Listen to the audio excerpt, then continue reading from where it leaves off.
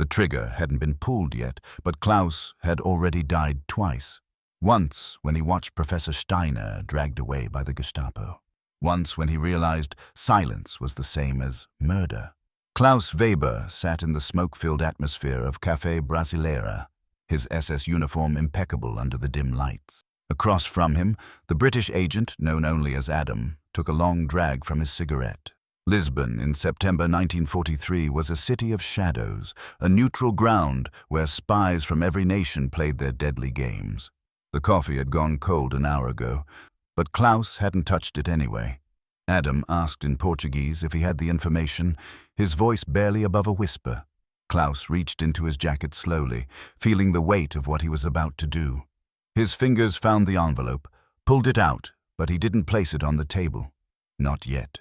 His hand trembled slightly, the only sign of the storm raging inside him. Klaus began in German, his native tongue feeling safer somehow.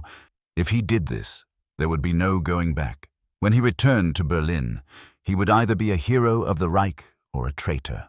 There was no middle ground, no redemption, no second chances. Adam took another drag, studying Klaus's face with those steel-gray eyes that never blinked. When he spoke, there was something almost like sympathy in his voice, though his expression remained hard. Klaus was already a traitor, Adam said. He became one the moment he walked into that first meeting 6 months ago in the back room of that bookshop. The only question now was whose traitor was he? Would he betray the monsters who had taken over his country, or would he betray humanity itself? That was the choice. There was no other. Klaus felt his chest tighten. He thought of Hamburg, of the university, of 1938. Professor Steiner had been his mentor, a brilliant man who taught philosophy and ethics to students who still believed the world made sense. Klaus could still hear his voice echoing in the lecture hall, passionate and clear. Conscience must be stronger than orders. The moment we surrender our moral judgment to authority, we cease to be human beings and become mere instruments of evil. When they ask you to do something your soul knows is wrong, that is when your humanity is tested. The next morning, Professor Steiner had been arrested. Klaus had been in the classroom when the Gestapo came, 3 men in long coats who didn't bother to explain or justify. He had sat frozen in his seat, watching as they dragged the old man away, his glasses falling to the floor and cracking. Klaus had done nothing, said nothing. The guilt of that silence had haunted him for 5 years, growing heavier with each passing day. He placed the envelope on the table. Adam took it without looking at it, slipping it into his coat in one smooth, practiced motion. The rendezvous point in 3 days. Same time, same place. He would receive his next instructions then. Be careful, Klaus. They were, watching everyone. Klaus stood to leave, adjusting his uniform jacket. But Adam's voice stopped him at the door. What Klaus was doing mattered, Adam said quietly. It would save lives. Remember that when things get dark, and they would get dark. Klaus walked out into the Lisbon night without responding. He didn't trust himself to speak. The streets were filled with refugees, spies, smugglers, and desperate people trying to escape to anywhere that wasn't occupied Europe. He walked past them all, invisible in his uniform, a wolf among sheep. But the real order hadn't come yet. The rain hammered against the windows of Gestapo headquarters in Berlin like bullets trying to break through. November 1943. Klaus stood at rigid attention in Heinrich Müller's office, his uniform spotless, his posture perfect, his face an emotionless mask that he had learned to wear like armor. The chief of the Gestapo was a small man with dead eyes and a smile that never reached them, a bureaucrat of death who signed execution orders while eating his lunch. Müller circled Klaus like a predator sizing up prey. Colonel Weber's work in Lisbon had been extraordinary, he said. Simply extraordinary. Klaus had infiltrated the British cell, gained their complete trust, and delivered them on a silver platter. 12 agents arrested, 3 executions already carried out, 2 more scheduled for next week. The Führer himself had taken notice. Klaus kept his eyes fixed on a point on the wall, a small crack in the plaster that seemed to be spreading. He served the Reich, he said. Nothing more. Indeed, Müller said, which was why they had a new assignment for him, one that required his particular talents for deception and infiltration. Klaus's stomach tightened, but his face remained impassive. He had learned long ago that showing emotion was weakness, and weakness was death. Klaus would go to London, Muller continued, untying a folder and spreading documents across his desk. They had established credentials for him as a Swiss diplomat named Heinrich Strauss, neutral and above suspicion. His cover story was impeccable. His mission was to penetrate Churchill's inner circle, to gather intelligence on Allied invasion plans, and to send that intelligence back through established channels. The British suspected an invasion was coming, probably in 1944. They needed to know where and when. Klaus took the folder, feeling its weight in his hands. Inside would be his new identity, his cover story, forged documents, everything he needed to become someone else entirely. When did he leave? 1 week, Muller said. Study the materials, memorize every detail, become this man. Klaus's life depended on it, and so did the lives of thousands of German soldiers who would face that invasion. As Klaus left the building, walking through corridors lined with portraits of Hitler and swastika banners, he felt the walls closing in. The information he had given them in Lisbon was carefully crafted disinformation, designed by British intelligence to mislead the Germans about Allied operations in North Africa. But he had still been forced to give them names, to sacrifice pawns in the deadly game of espionage. 3 men had died because of him, 3 agents whose families would never know what happened to them. Their faces haunted his dreams, accusing him silently. He wondered how many more would die before this was over. He wondered if he would be one of them. And then the war showed another face. The corridors of MI6 headquarters in London were labyrinthine and deliberately confusing, designed to disorient anyone who didn't belong there. January 1944. Klaus walked behind a silent escort through the maze, his new Swiss credentials in his pocket, his heart pounding despite his calm exterior. The building smelled of cigarette smoke, old paper, and secrets. They stopped at a plain wooden door with no nameplate. The escort knocked twice, then left without a word or backward glance. A voice from inside told him to enter. The office was sparse and functional, with maps covering one wall and a single window overlooking a grey London street. Behind the desk sat Colonel James Whitmore, a man in his 50s whose reputation for ruthlessness preceded him.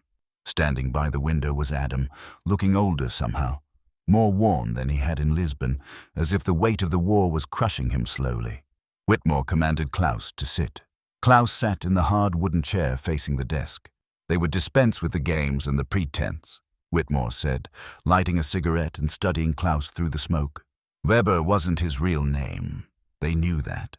What they needed to know was who he really was, why he was doing this, and why they should trust him with information that could change the course of this war. Klaus met his gaze steadily. His name was Klaus Zimmerman. He was born in Hamburg in 1915. His father, Karl Zimmerman, was a dock worker and a member of the Communist Party. In 1934, during the Night of the Long Knives, he was arrested. Not because he was a real threat to Hitler or the regime, but because a neighbor wanted his apartment and denounced him to save money on rent. His father died in Dachau 6 months later. Klaus was 18 years old. He paused, the memory still raw and painful after all these years, like a wound that never quite healed. Klaus joined the SS because it was the only way to survive in the new Germany, the only way to have any power or protection. He told himself he could change things from the inside, that he could make a difference, protect people. But he couldn't. He watched good people disappear into the night. He watched the synagogues burn on Kristallnacht. He watched children torn from their parents. And he did. Nothing. He was a coward. Until Professor Steiner, Adam said softly from his position by the window. Klaus looked at him, surprised. They knew about that. They knew everything about Klaus, Adam said. Every detail of his life, every moment of doubt, every small act of rebellion. The professor's arrest was the turning point, wasn't it? That's when Klaus decided to stop being a passive witness and become active in resistance. Klaus nodded slowly, feeling the old shame and anger rise in his chest. He realized that doing nothing was the same as pulling the trigger himself. Silence is complicity. So he started looking for ways to fight back. Small things at first, losing paperwork, warning people when raids were coming. Then someone noticed, someone in the underground resistance, and they approached him. They put him in contact with British intelligence. Whitmore leaned back in his chair, still studying Klaus with those calculating eyes. And now the Gestapo wanted to send him here, to London, to spy on them. They thought he was their man. Did Klaus understand the position this put him in? Klaus understood perfectly. He would be a double agent. He would send the Germans information, but it would be what the British wanted them to know. Disinformation, misdirection. And if they caught him, Adam asked, then Klaus would die. Probably slowly, probably after they tortured him for information about British operations, but at least he would die fighting them instead of serving them. Whitmore crushed out his cigarette. He told Klaus to tell them about Normandy. Klaus's breath caught. So they were finally asking the real question. What did they want to know? Everything, Whitmore said. What did German High Command think? Where did they expect the invasion? Klaus leaned forward. Rommel was fortifying the entire Atlantic coast, thousands of miles of beaches and cliffs, but he was concentrating his forces at Calais. Hitler was convinced they would take the shortest route across the Channel. Calais was closest to England, closest to Germany, the obvious choice from a logical standpoint. And what did Klaus think? Whitmore asked. Klaus was quiet for a moment, thinking carefully. He thought Normandy. The beaches were less defended. The Germans didn't expect it because it was farther away. But he couldn't prove it. It was just intuition based on what he had seen in the intelligence reports and the troop movements. Adam and Whitmore exchanged glances, some silent communication passing between them. Whitmore said finally that he was going to ask something of Klaus that was extraordinarily dangerous. More dangerous than anything he had done so far. Klaus waited, knowing what was coming. He was going back to Berlin as planned, Whitmore said. He would maintain his cover as a loyal SS officer, but this time he would be a genuine double agent, feeding the Germans carefully crafted lies while sending the British the truth. And when the invasion came, when D-Day finally arrived, they needed Klaus to send them last-minute intelligence. Real-time information about German troop positions, reinforcements, command decisions. It could save thousands of Allied lives. Klaus felt his mouth go dry. If he did that, if he sent radio transmissions from inside Germany during the invasion, the Gestapo would eventually find him. They had equipment that could triangulate radio signals. It wasn't a question of if they would catch him, but when. Whitmore knew. That's why he wasn't ordering Klaus. He was asking. Klaus could refuse. They would find another way. Klaus thought of Professor Steiner. He thought of his father dying in Dachau. He thought of all the faces he had seen over the years, all the victims of a regime built on hatred and fear. He thought of the thousands of soldiers who would land on those beaches, young men with families and dreams, and how many of them would die in the first minutes of the invasion. He would do it, Klaus said quietly. When did he leave? But he hadn't seen the real danger yet. Klaus sat in his office at Abwehr headquarters, the military intelligence division that was separate from, but coordinated with the Gestapo. June 5th, 1944. Rain streaked down the windows, and the afternoon light was gray and weak. In his pocket was a small radio transmitter, no bigger than a cigarette case, built by British engineers to be nearly undetectable.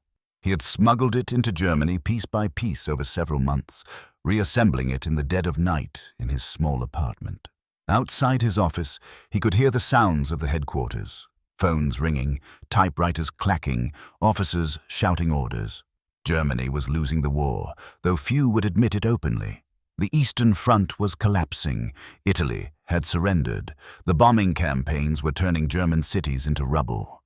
Everyone knew the invasion was coming. The only questions were where and when. Klaus knew the answers. He had received his final briefing from British intelligence through a dead drop in neutral Sweden 2 weeks ago. Tomorrow, at dawn, the largest amphibious invasion in human history would begin. Normandy, 5 beaches, thousands of ships, tens of thousands of men. He needed to send one final message, confirming the intelligence, giving the British any last-minute information that might help. But the risk had never been higher. The Gestapo was paranoid now, seeing traitors everywhere, arresting people on the slightest suspicion. He was reaching for the transmitter when his office door burst open without warning. Gestapo. 4 men in leather coats and dark hats flooded into the room. The lead agent, a man named Becker, whom Klaus recognized from headquarters meetings, had his hand on his pistol. His face was hard and cold, showing no emotion whatsoever. "Colonel Weber," Becker said, his voice flat and official. "You are to come with us immediately. There are questions that require answers." Klaus's mind raced. Had they discovered his transmissions? Had someone betrayed him? Was this routine questioning, or was his cover completely blown? He forced his face into a mask of confusion and mild irritation, the perfect response of an innocent man being inconvenienced. "Questions," Klaus said, standing slowly and straightening his uniform. "What questions?" "I have work to do. The invasion could happen at any moment, and we need every piece of intelligence we can gather." "That can be discussed at headquarters," Becker said, his eyes never leaving Klaus's face. "Your presence is required now." Klaus nodded, his heart pounding so hard he was certain they could hear it. He picked up his coat from the rack, moving deliberately, showing no sign of panic or guilt. As he put it on, he felt the weight of the transmitter in his pocket, a tiny piece of metal that could mean the difference between life and death for thousands of men, and could also be his death sentence. They walked through the corridors of Abwehr headquarters, 4 Gestapo agents surrounding Klaus like he was already a prisoner. People stared as they passed, some with curiosity, others with fear, recognizing the signs of an arrest in progress. Klaus kept his face neutral, his pace steady, giving them nothing. The car ride to Gestapo headquarters on Prince Albrecht Strasse was silent. Klaus sat in the back seat between 2 agents, Becker in front, watching him in the rearview mirror. The Berlin streets passed by, scarred by bombing raids, filled with rubble and destruction. Children played in the ruins. Women queued for bread. Life continued even as the world burned. They took Klaus to a small interrogation room in the basement. Bare concrete walls, a single table, 2 chairs, a light hanging from the ceiling that swayed slightly, casting moving shadows. Becker told Klaus to sit and wait. Then they all left, locking the door behind them. And that was when Klaus understood. This was psychological warfare. They wanted him to sit alone with his fear, wondering what they knew, imagining the worst. The isolation, the waiting, the silence. It was a technique Klaus himself had used on suspects. Now he was the one in the chair. He waited for an hour, then 2, then 3. When the door finally opened, it wasn't Becker who entered. It was Müller himself, the chief of the Gestapo, followed by 2 other men Klaus didn't recognize. One carried a folder. The other had a briefcase that he set on the table with a heavy thunk. Müller sat down across from Klaus, lighting a cigarette. He didn't offer one to Klaus. That was a bad sign. In interrogations, small gestures of courtesy or hostility revealed everything about what was coming. "Colonel Weber," Müller began, his voice almost friendly. "Or should I call you by your real name?" "Klaus Zimmerman." Klaus felt ice water flood his veins, but he kept his expression confused. "Zimmerman. I don't understand. My name is Klaus Weber. You know this. We have worked together for years." Müller smiled, a terrible smile. "Yes, we have. Which makes your betrayal all the more disappointing. Did you think we wouldn't discover the truth? Did you think you could deceive the Reich indefinitely?" The man with the folder opened it and spread photographs across the table. Klaus's blood turned cold. They were surveillance photos from Lisbon. Klaus meeting Adam in the café. Klaus passing the envelope. Klaus in other locations throughout the city, always meeting with known British agents. "We have been watching you for months," Müller said, his voice now hard as steel. "Every meeting, every dead drop, every transmission. We know everything, Zimmerman. You are a traitor to the Reich. The only question now is how many others are involved in your network." Klaus knew he had only one chance. If he confessed, if he broke, he would give them everything. Names, locations, operations, the D-Day plan, everything. Thousands would die because of his weakness. He looked Müller directly in the eyes and lied with every ounce of strength he had left. "Those meetings were part of my cover operation," Klaus said, his voice steady and calm. "I was infiltrating the British network on orders from this office. Check your records. The operation was classified at the highest level. I reported directly to Berlin Command. Müller's smile faded. He looked at the man with the briefcase, who opened it and pulled out documents. They consulted quietly for a moment. Klaus could see confusion on their faces. He was gambling everything on one simple fact. The Nazi bureaucracy was so compartmentalized, so secretive, that often the right hand didn't know what the left hand was doing. There might actually be records of his cover operation because the British had worked with double agents inside German intelligence to create them. The room fell silent except for the rustling of papers. Then Müller looked up, his eyes narrow with suspicion. Even if what you say is true, even if this was a sanctioned operation, there are irregularities. Transmissions that don't match approved protocols, meetings that weren't reported, money transfers that can't be explained. Klaus shrugged, forcing himself to appear unconcerned. Deep cover operations require flexibility. I made decisions in the field based on operational necessity. If you want to second-guess every choice I made while surrounded by enemy agents, go ahead. But the invasion is coming, possibly within hours, and you are wasting time interrogating one of your most successful intelligence officers instead of preparing for what is about to happen. It was a calculated risk. He was challenging them, showing no fear, acting like a man who had nothing to hide. Guilty men cowered and begged. Innocent men, or at least men who believed they were innocent, got angry. Müller stared at Klaus for a long moment. Then he stood abruptly. "Take him to a holding cell," he said to the guards. "No contact with anyone. We will verify his story. If he is lying, he will wish he had died in Lisbon." They dragged Klaus out of the interrogation room and threw him into a cell barely large enough to lie down in. The door slammed shut. Darkness swallowed him whole. Klaus sat on the cold concrete floor, his back against the wall, and tried to calculate how much time he had. If they actually checked the records, they might find enough evidence of his cover operation to create doubt. But if they dug deeper, if they brought in cryptographers to analyze his transmissions, if they found the radio hidden in his apartment, he was finished. More importantly, D-Day was happening tomorrow. Right now, thousands of Allied soldiers were boarding ships, preparing to cross the Channel. Klaus had critical intelligence he needed to transmit about last-minute German troop movements in Normandy. Without that information, the invasion force would be walking into a trap they didn't know about. He had to escape, had to get a message out, had to complete the mission, but he was locked in a cell in the basement of Gestapo headquarters, the most secure building in Berlin, surrounded by hundreds of guards and Nazi true believers who would kill him without hesitation. For the first time since he started down this path, Klaus allowed himself to feel the full weight of what he had done. The lies, the deceptions, the lives he had taken and saved, the impossible choices, the fear he had carried like a stone in his chest for years. He thought again of Professor Steiner. Conscience must be stronger than orders. Klaus closed his eyes and waited for whatever would come next. It didn't happen the way he expected. The explosion shook the entire building, a massive detonation somewhere above that sent dust and debris raining down through the ventilation shaft in Klaus's cell. The lights flickered and died, plunging everything into absolute darkness. Then came the sound of screaming, shouting, running feet, more explosions, an air raid. The Allies were bombing Berlin. Klaus stood in the darkness, his heart racing. This was his chance, the only chance he would get.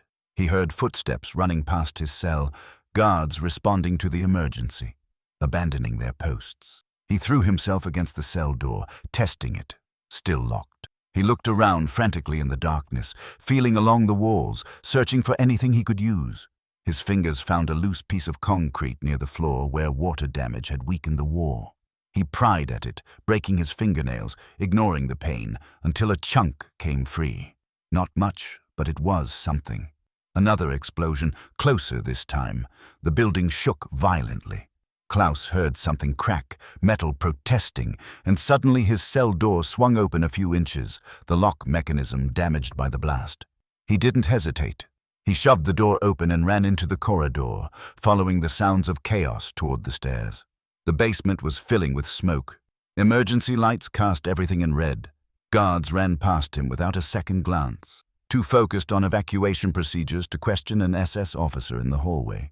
Klaus reached the stairs and climbed, taking them two at a time. The upper floors were worse, windows blown out, fires burning, people screaming. He grabbed a coat from a hook on the wall and put it on over his uniform, then walked out the front entrance with a crowd of fleeing bureaucrats and staff. Outside, Berlin was burning. Bombers flew overhead in formation, dropping their payloads across the city. Anti-aircraft fire lit up the night sky. Klaus kept walking, head down, blending into the crowds of people running for air raid shelters. He had escaped, but he was still in the heart of Nazi Germany, with no papers, no backup, and a radio transmitter that he needed to retrieve from his apartment before he could complete his mission. The apartment was 4 kilometers away. He would have to cross most of Berlin in the middle of an air raid to get there.